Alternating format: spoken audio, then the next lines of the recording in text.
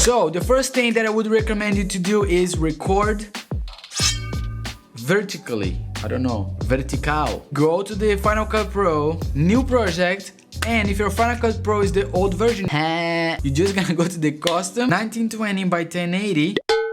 I was right. If you got the new update, you're just gonna go to verticale, vertical, and make sure that there's make sure that it's 1080 by 1920, okay? 720, 1280 is not very good. When you're gonna go to export, Command A to select everything, Command E to go to the export settings, and make sure that you do computer, better quality, and choose the highest resolution that you can. Do save, and Final Cut Pro, we have Mac, we have AirDrop.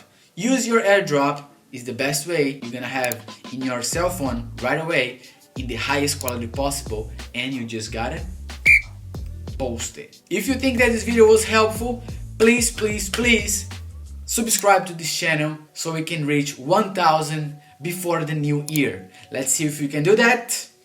Hey, arigatou gozaimasu, and I'll see you in the next video.